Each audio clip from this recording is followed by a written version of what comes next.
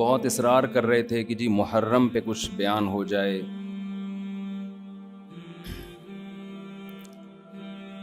محرم میں 2 طرح کے موضوعات ہوتے ہیں. ایک تو کربلا کے موضوع کو بیان کیا جاتا ہے، اس پر میں ایک دفعہ بیان چند سال پہلے کر چکا ہوں کہ اس میں معتدل رائے کیا ہے. کبھی موقع ملا تو دوبارہ بیان کر دیں گے انشاءاللہ کہ اس سے ہمیں اسباق کیا ملتے ہیں، اس میں صحیح بات کیا ہے، واقعے کا صحیح پہلو کیا ہے. اس میں افراط و تفرید بہت ہے، مبالغہ آرائیاں بہت ہیں. سیدنا حسین ابن علی رضی اللہ تعالی عنہ کو کربلا میں شہید کیا گیا، یہ بہت بڑا ظلم ہے، اس میں 2 رائے نہیں ہو سکتی.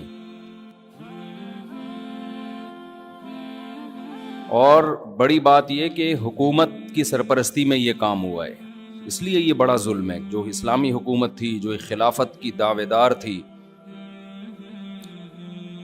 شاید اسلامی تاریخ میں اس سے بدترین واقعہ ہمیں نہیں ملتا.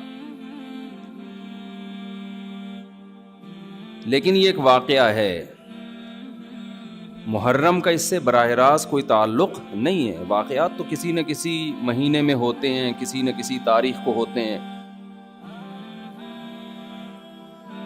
تو ان واقعات سے عبرت حاصل کرنی چاہیے، نہ کہ ان تاریخوں کو پکڑ کے ہم بیٹھ جائیں. چونکہ اس تاریخ کو یہ ہوا تھا تو ہم نے یہ کرنا ہے، اس ڈیٹ کو یہ ہوا تھا تو ہم نے یہ کرنا ہے. ہمیں کسی قیمت بھی اسلام کا دامن ہاتھ سے نہیں چھوڑنا.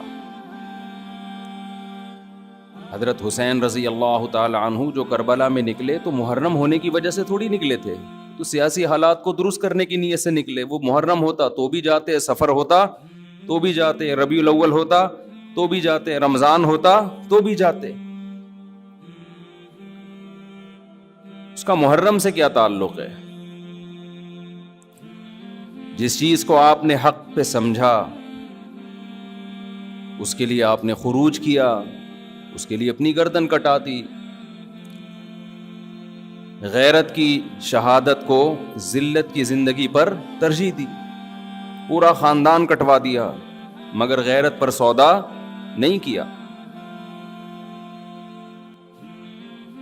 تو اگر یہ سفر میں آپ کو موقع ملتا تو آپ سفر میں نکلتے، ربیع الاول میں موقع ملتا تو ربیع الاول میں نکلتے، رمضان میں ملتا تو رمضان میں نکلتے.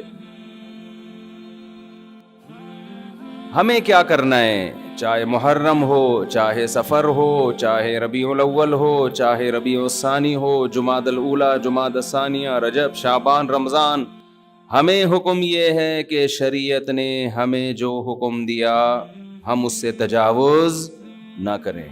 تو بہن بھائی فرقے بنتے چلے جائیں گے، محرم میں جو کچھ ہو رہا ہے یہ لوگ کریں گے. نبی نے فرمایا 73 فرقوں میں امت تقسیم ہوگی.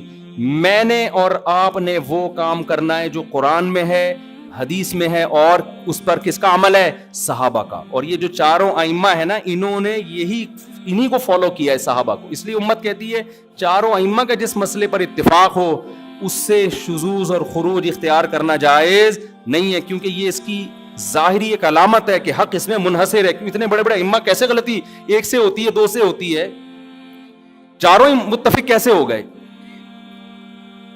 اور اگر آپ نہیں مانتے تو اتنی بات تو مانتے ہو نا، نبی اور صحابہ یہ تو منصوص ہے نا. تو مجھے بتاؤ محرم صحابہ کی زندگی میں آیا تھا کہ نہیں آیا تھا؟ اہل بیت کی زندگی میں آیا تھا نہیں آیا تھا؟ کوئی ایک صحیح روایت ہمیں ملتی ہے کہ اہل بیت نے وہ کچھ کیا جو آج ہم کر رہے ہیں؟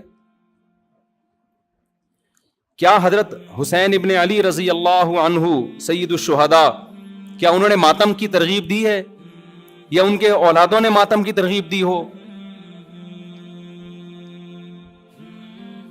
غم منانا، غموں میں رونا پیٹنا، ماتم کرنا، اسلام صبر کی تلقین دیتا ہے. اہل بیت کا حکم بھی کیا تھا؟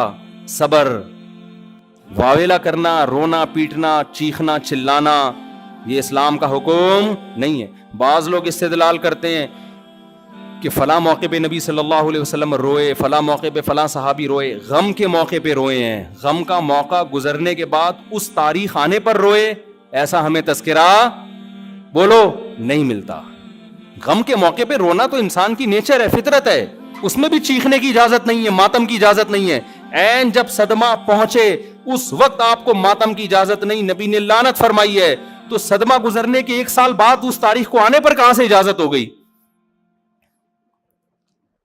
میں تشدد کا قائل نہیں ہوں. میرا مقصد یہ نہیں ہے کہ آپ جو لوگ یہ کر رہے ہیں ان کو جا جا کے چھیڑیں, تنگ کریں.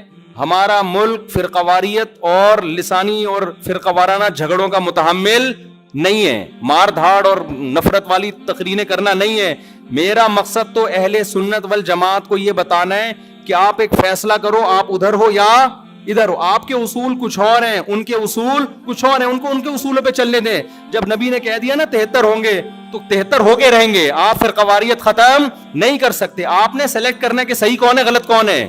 امید کرتا ہوں کہ آپ کو جو ہے ویڈیو پسند آئی ہے. اگر آپ کو ویڈیو پسند آئی ہے تو آپ ہمارے چینل کو جو ہے سبسکرائب کر سکتے ہیں ایسے ویڈیوز مزید دیکھنے کے لیے. اور ویڈیو کو لائک کریں اور چینل کو بھی سبسکرائب کریں اور ویڈیو کو شیئر کریں اپنے دوستوں کے ساتھ. اللہ حافظ.